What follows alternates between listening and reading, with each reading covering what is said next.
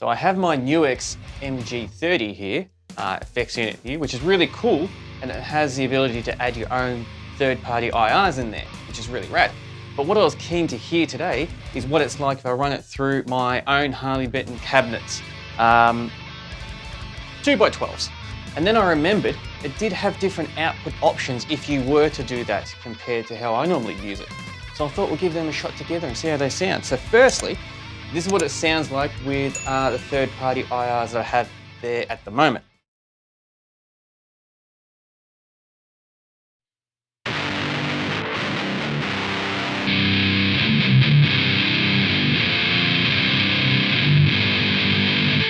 All right, so that is original sound. It's taken a while to get there because got a couple of hiccups this unit.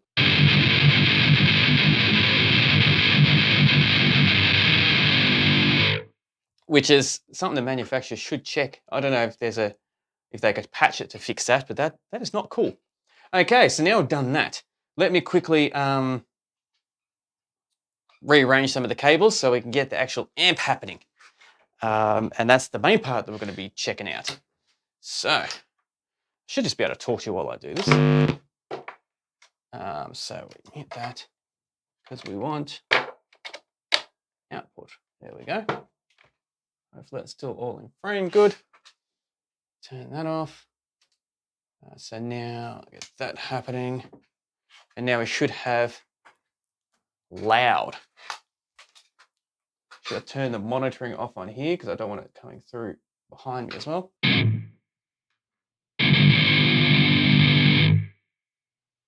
Probably got room to push a bit louder.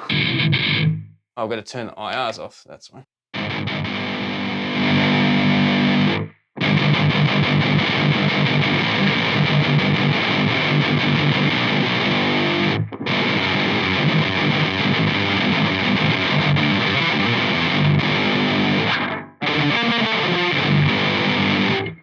So that's what it sounds like without the IRs.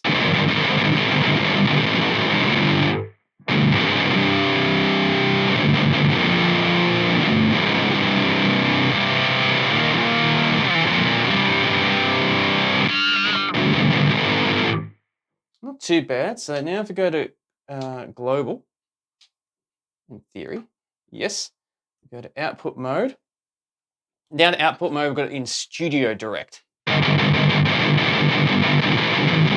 which we don't want. We want to try the other ones. So combo front. Right, that makes it a lot louder.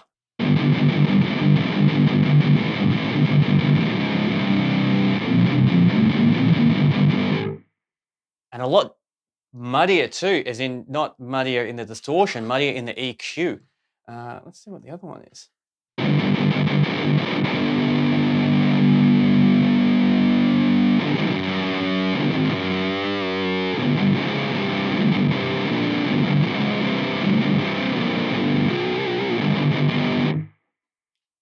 Not the best.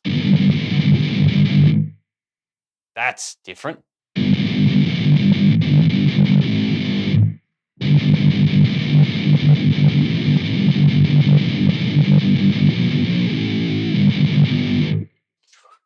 That is drowning. Sounds like it's underwater.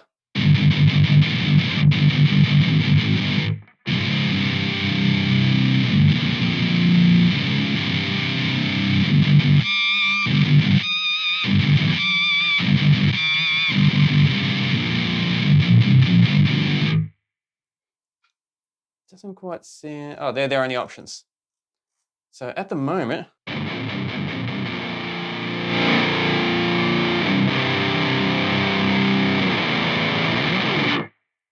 the Studio Direct sounds the best, which I don't know if it should or not. I thought the other ones would have been a lot rawer, especially the ones where they said for the front of the amp, for some of the combos and that. I don't know, I could be wrong.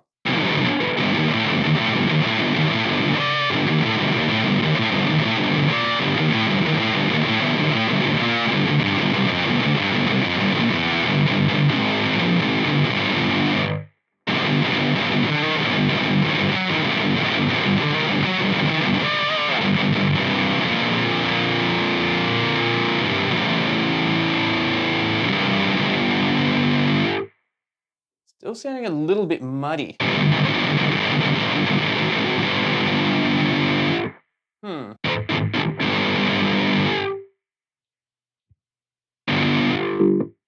Turn it down again.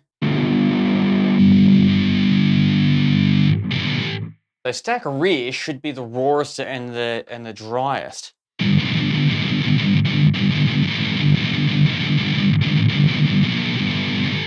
In theory.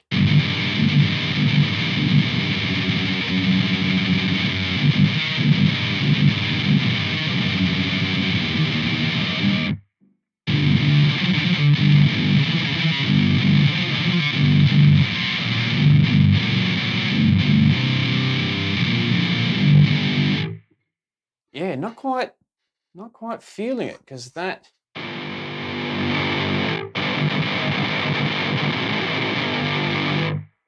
has less output, granted, being a studio monitoring. That's fine. It looks like you can you alter those? Yes, you can.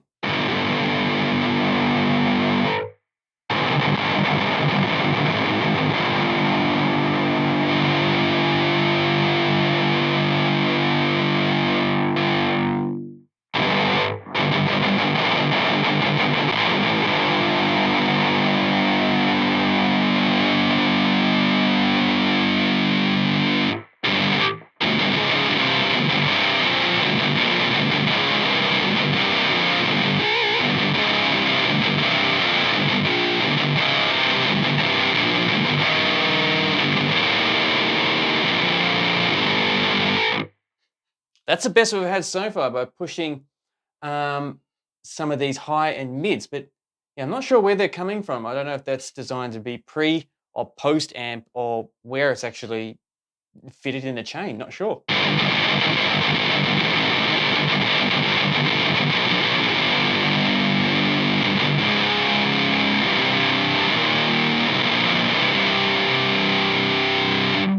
So now if we change it to there, turn it down a bit, it's gonna be louder.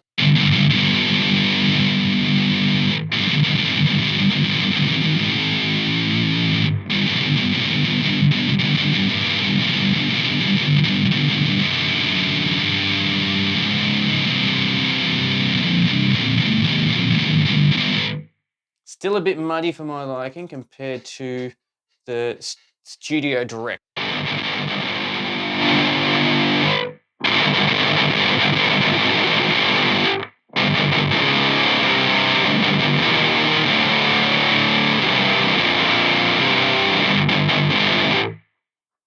Yeah, so there we have it. So what I'm going to do is I'm going to do a quick jam with the onboard IR they have. I'll use my third-party one, and we'll do one with it mic'd up now as it is. So we've got a little bit of A-B comparison, and we're going to have a chat about it on the other side. So sit back and relax and enjoy.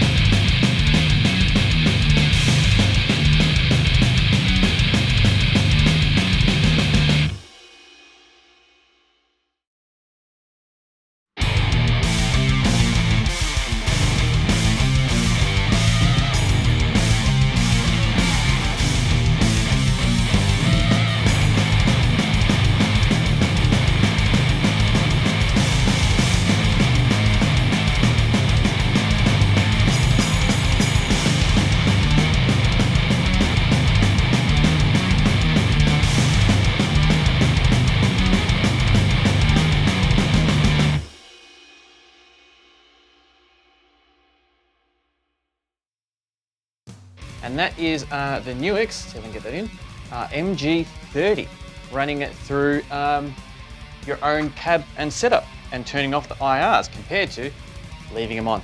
One thing about this, a couple of things is, yeah, it's still a little bit buggy. It's a little bit annoying because, as you saw, turning on the IRs I loaded up there was a little bit, I don't know, it just had its own little hiccup, which I couldn't really make sense of. And then even as soon as we changed the amp setting, it automatically just paired it up with a different cab, which is not what I asked it to do or wanted. So that's a little bit annoying. But even take that out of the equation, and just the two different sounds that we ended up capturing at the end, I felt like the IR, which is normally brutal and amazing when I use it in the studio, didn't quite translate as well as what I wanted it to, coming straight out of the unit. And we did clean it up a lot better when we mucked around with the EQ, which, as I said, I don't know if that's post or pre or overall on how that EQ works in the output section, but that definitely helped clean it up a lot. But I still reckon it was better running it through my own cab and capturing it with just a basic SM57 mic. So nothing flashy, nothing wow, just a very, very stock standard microphone, you know, to capture sounds, or guitar tones, and drums and everything else that it does as well. But, you know, nothing flashy or wow about this mic, other than the fact that it's fucking awesome. But yeah, it's not a few $1,000 microphone that's going to make anything sound amazing and brilliant. No, definitely found it sounded better that way. I still reckon though the amp aspects of the unit were still a little bit too fuzzy and a bit muddy, not as clear and as much clarity as some of their other products have been. Like the UX Solid Studio is spectacular. It's thin arm's reach. This little bad beast, I absolutely fucking swear by this thing on how good it is. Not only can you load your own third-party IRs in here, but the amp simulator that's got in here as well are very solid, very, very solid, and very easy, easier also to use. So I actually get better results out of this little bad beast compared to the big MG30 unit. But definitely keen for your thoughts. How did you feel about the two different sounds? How did you feel about the overall unit? Have you used it and had different results, or what you've heard? Definitely keen for all of it. So thank you very much for joining this video. Still lots of fun putting together and doing, and it's fun just having a jam and picking up the guitar. Frankly, like that's what it comes down to. That's what I get the most pleasure out of this from. And I thoroughly look forward to chatting with you next time. And until then, stay safe.